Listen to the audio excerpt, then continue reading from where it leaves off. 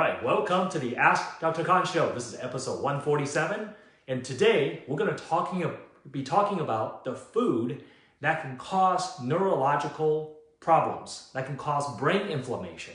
Now, this past few episodes, we've been talking about brain inflammation and microglial activation and how that leads into inflammation of the brain, which will lead you to have symptoms like brain fog, inability to concentrate. You may have short-term memory loss. You may have depression, lethargy, you feel not motivated, you may have anxiety, even leading into neuropathy and numbness, tingling sensations, balance problems, vertigo.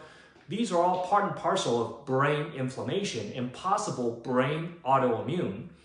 And there's one food that can be the culprit for all of this. That's very common, and this is something that we really focus on in our practice. Now, that's just one food. There are other food that can do it, but this food is probably the most damaging for the brain. And that food is gluten. So today, we're going to be talking about gluten and its effect on brain inflammation and neurological inflammation. Now, gluten is a protein that's found in wheat, barley, rye, and oats. Now, some researchers, there's some discrepancy here. Some people think that all grains contain some type of gluten. And what's really the discrepancy here is really they're talking about lectin. So lectin is a compound that's found in all plants. And lectin is basically poison that's produced by the plant to discourage animals from eating them. Now, gluten contains lectin, especially in wheat germ, part of the gluten. It contains high amounts of lectin. However, most grains and legumes and really even all plants contain some amount of lectin, but through proper cooking techniques and some people have some genetic differences in how they can tolerate lectin. So it's not that all plants are bad. In fact, the lectin content or this poison that's contained in plant can kind of be a stimulation to stimulate your immune response. So in small amount, it's okay. Kind of like exercise, right? If you do the right amount of exercise, it's good for you. But if you do too much exercise, you can overtrain and cause damage. So gluten is a major, major problem.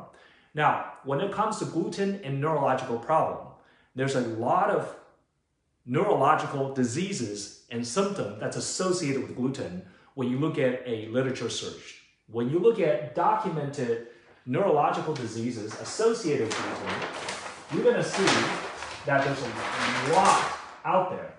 So here's gluten sensitivity and its neurological complications. These are all scientifically proven that gluten can cause problem in these areas. Just look at this. I mean, migraines can be attributed to gluten. Restless leg syndrome can be attributed to gluten sensitivity. Due to autoimmune and possible basal ganglionic issues, where the gluten can cause damage in that part of the brain that controls movement. You can have cognitive impairment, which really is another word for saying brain fog and slow processing speed and difficulty concentrating, which really there's no really a real diagnosis. You can have psychiatric disorder, things like schizophrenia, depression, that can be caused by gluten sensitivity.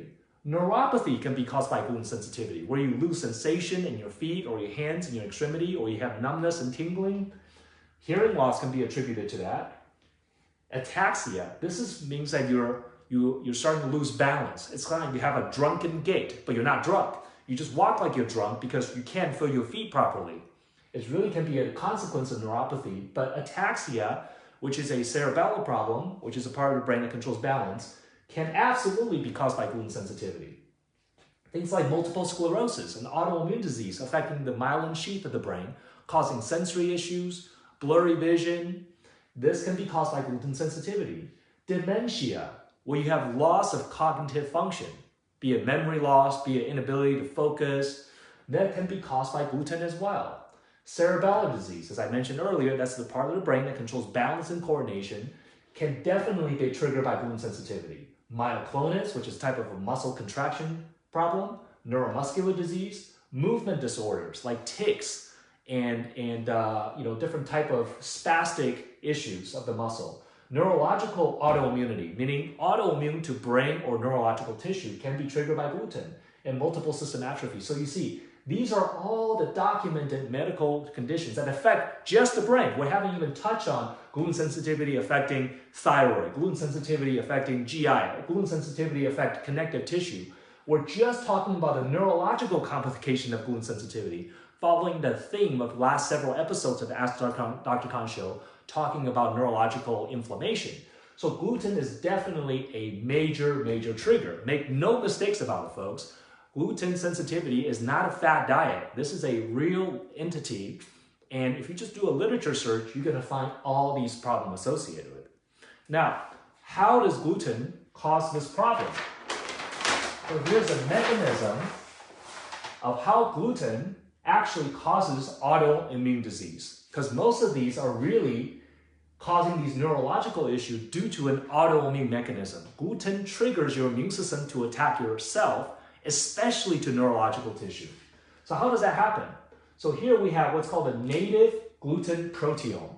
Proteome means the protein sequence. If you took the amino acid sequence, the protein sequence of gluten, it's going to look like a series of codes, right? Let's just say this is the password for the gluten, how the code is structured. This is the native gluten, meaning gluten as it is undisturbed, right? Back in Jesus' time, a couple thousand years ago, the wheat that they ate couple thousand years ago, even a few hundred years ago, is much different than the wheat that we're eating today. Through the process of deamidation meaning an enzymatic process that changes the structure of gluten to make gluten more doughy and stickier so that you can form it into different shapes like croissants and bagels. Deamidation is a process that we do a lot in the United States that changes the proteome sequence, that changes the protein structure of gluten. And on top of that, genetic modification, GMO wheat, changes the protein sequence of wheat. So now instead of the native wheat, which is undisturbed, natural wheat that we have for thousands of years, now we have this new gluten proteome. The sequence has changed. It's like cyborg gluten, right? Robot gluten. It's different now. It's not the same natural food anymore. What happens is your immune system is going to react to this gluten protein different than the original gluten protein. Your immune system just simply don't recognize this protein. It says, what the heck is this? It's Frankenweenie. Like, we don't know what this protein is. So what happens is two things going to happen. Either you're going to develop transglutaminase autoimmunity. Transglutaminase is an enzyme found in your intestinal lining, in your skin, and also in your brain. But specifically in the gut, it's called transglutaminase 2. This enzyme is found in your intestinal lining to help you break down gluten. What happens is this new gluten proteome or new gluten protein can trigger autoimmune to the enzyme in your intestine that's meant to digest the gluten protein, but now it can't do it really well. This will lead to autoimmune disease or non-celiac gluten sensitivity.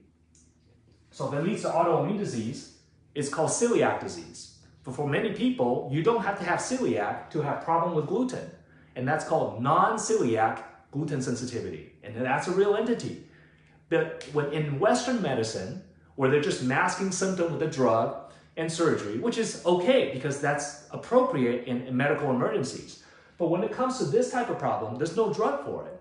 So in Western medicine, they consider gluten only to be a problem if you have autoimmune disease, documented, like celiac disease, which is really lame because there's a lot of people that have gluten sensitivity due to this mechanism that don't have celiac disease. So therefore, they don't get a diagnosis, and therefore they're not told to do anything different, so they're continuing to eat gluten while their body's being destroyed, causing more and more neurological disease and more autoimmune. And so these people usually on average takes about 10 years for them to get diagnosed with autoimmune disease, and they end up in my office looking for answers because Western medicine is not giving them the answer because Western medicine is waiting for a diagnosis where we just want to fix it, right? We're just after the root cause. We just want to improve quality of life. That's what I do in my practice. So with these people with with autoimmune to transglutaminase, they may develop either celiac disease or they may have leaky gut, which is similar to celiac, but it's really what's happening when people have celiac is that they have leaky gut. So this is going to lead to autoimmune disease because leaky gut is a prerequisite for developing any kind of immune system challenge. Remember, 70% of your immune system's in your gut. If your immune system's compromised or your gut's compromised, it's going to lead to immune system challenges, which will eventually lead into autoimmune disease like hashimotos, thyroid problem, celiac disease, rheumatoid arthritis, MS, Sjogren's, psoriasis, any 140 named autoimmune disease, and many more that have not been named, but we suspect is autoimmune. Now, the other mechanism besides autoimmune to this transglutaminase enzyme is through what's called immune cross-reactivity. So what happens is this new protein or gluten protein, your body just don't really recognize it because it's Frankenstein. It doesn't know what it is. Our human genome has never encountered this new gluten protein till the past 50 years. It's a relatively new thing for us. So what happens is your immune system can start to cross-react, meaning it's seeing one for something else. It's a molecular mimicry, or this new gluten protein can start to mimic other type of foods. So what happens is now that your immune system gets confused and it starts to see this new gluten protein as a native gluten. So what happens, you're going to start to react to even the real gluten like it's not good for you. You're going to start to develop reaction to even the good gluten, if there's such a thing.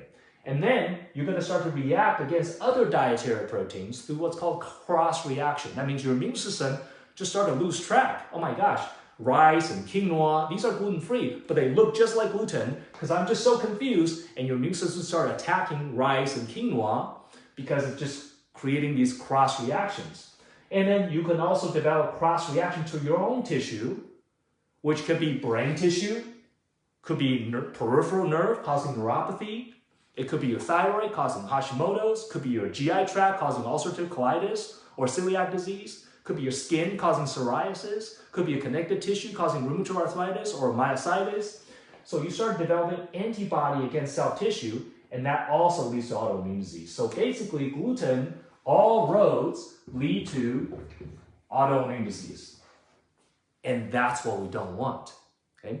So that is why gluten is bad for you. Now, I'm going to talk about how does this actually develop. So what happens is gluten, exposure to gluten can lead to immune reactions to gluten, which is what we're seeing here. Because the protein sequence has changed, your immune system doesn't recognize it, either through autoimmune mechanism or immune cross-reactivity. It's going to lead to this immune reaction. And you're going to get two different types, either with enteropathy or without enteropathy. Enteropathy means disease, pathology, disease of the entero, which means intestine. So intestinal disease, which means villus atrophy,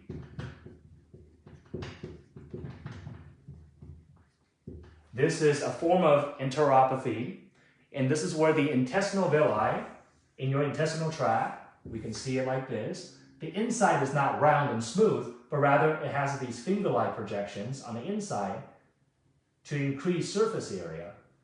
These villi, when they're blunted, when they're damaged, that's celiac disease. So that's one form of enteropathy. However, you can also have ulcerative colitis and Crohn's disease. These are other form, or colitis, microscopic colitis. These are other form of enteropathies where your intestinal lining is becoming damaged, and this is the result of exposure to gluten. On the other hand, you can have this immune reaction that causes no enteropathy, meaning no actual structural or organ damage. However, you're going to have tissue inflammation. Let's use a different color. You're going to have inflammation. You're going to have neurological autoimmunity. This is where the immune system starts to attack your own brain and nervous system tissue.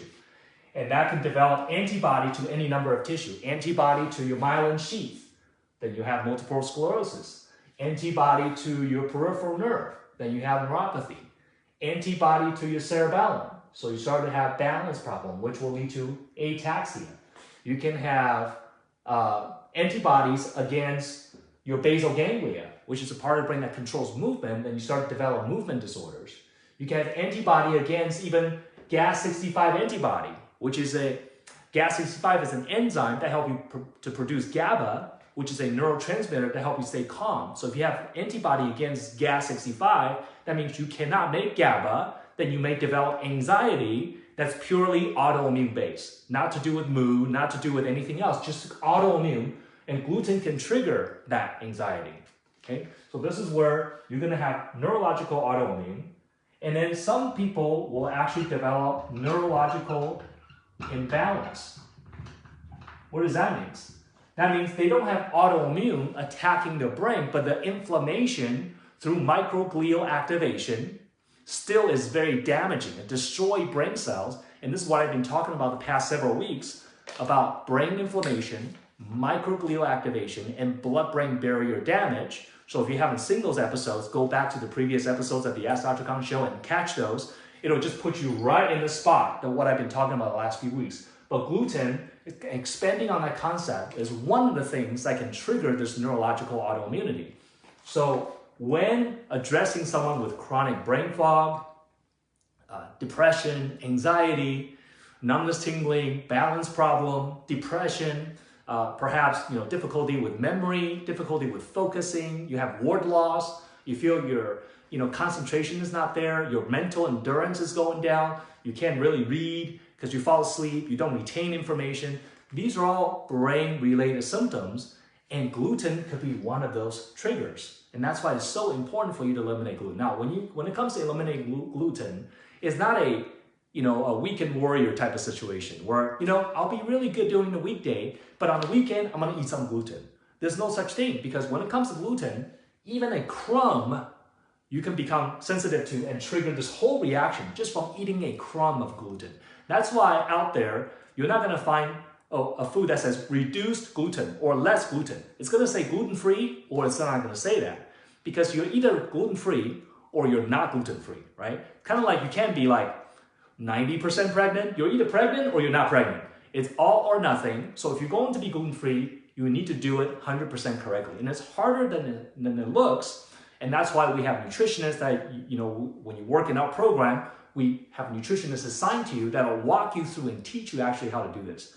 Now remember, gluten just one out of many foods. There's also dairy, there's possible soy, corn, other lectins, grains, and then there's individual sensitivity. So this is where testing and working with a very competent team that's very experienced can really help you. And we do this through video consultation with clients throughout the entire country. So it doesn't matter where you are, you can do it from the comfort of your own home, be able to speak to me, leveraging my expertise, and we'll apply this slide directly to you. Imagine how great that would be to finally have the answers to why you're having an issue, but not only having answers, but know exactly what you're supposed to do with those answers. And that's what we do to help you. So if you'd like to get started with that, please schedule a discovery call. You can call 480-988-6269 and talk to one of our team. Again, that's 480-988-6269. Or you can email us at info@askdrkhan.com. I'll put the link in this post as well, so you have that resource for you. Again, thank you so much for watching. Hopefully, you're just one whiteboard away from solving your health puzzle at the Ask Dr. Khan show. Please like and share this video with people. This is so important that I want you to help me spread this message of wellness. Be my ambassador, be my messenger, and help as many people as possible. And I look forward to seeing you next week at the Ask Dr. Khan show. Take care.